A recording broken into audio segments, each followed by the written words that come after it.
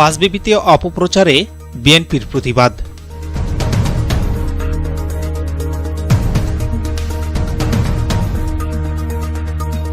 আসসালামু আলাইকুম।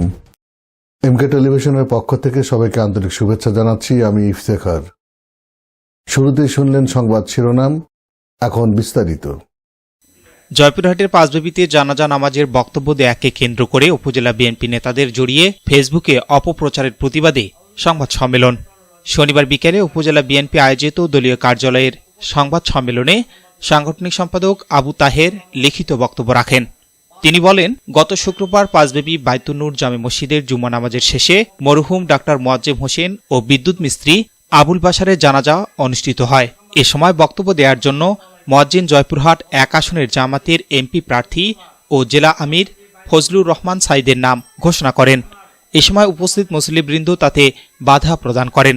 বিষয়টি জামাত সমর্থিত কিছু ব্যক্তি রাজনৈতিক ফায়দা হাসিলের উদ্দেশ্যে উপজেলা বিএনপির সভাপতি সাইফুল ইসলাম ডালিম, সাবেক সভাপতি জহুরুল আলম তরফদার রুকু ও পৌর বিএনপির যুগ্ম আহ্বায়ক জিয়াউল ফিরদৌস রাইটকে জড়িয়ে ফেসবুকে অপপ্রচারে তাদের মান ক্ষুণ্ণ হয়। বাংলাদেশ জাতীয়তাবাদী দল বিএনপি কখনো হিংসাত্মক মনোভাবের রাজনীতি করে না, এমন অপপ্রচারের উদ্দেশ্য প্রণোদিত। ঘটনাটি বিএনপি বা ব্যক্তিগত বিষয় না, উপস্থিত মুসল্লির মতের বহিঃপ্রকাশ মাত্র। উপজেলা বিএনপি এ ঘটনার তীব্র প্রতিবাদ ও নিন্দা জানায়। ভবিষ্যতে এ ধরনের অপপ্রচার থেকে বিরত থাকার আহ্বান জানানো হয়। বক্তব্য দিতে গেলে উপস্থিত মুসল্লিবৃন্দ তাতে বাধা প্রদান করেন।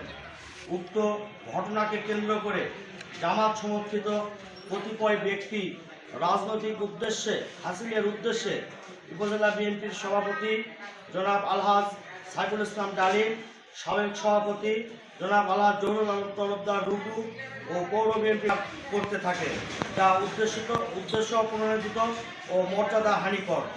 প্রিয় সাংবাদিকবৃন্দ, আপনারা জানেন বাংলাদেশ জাতীয়তাবাদী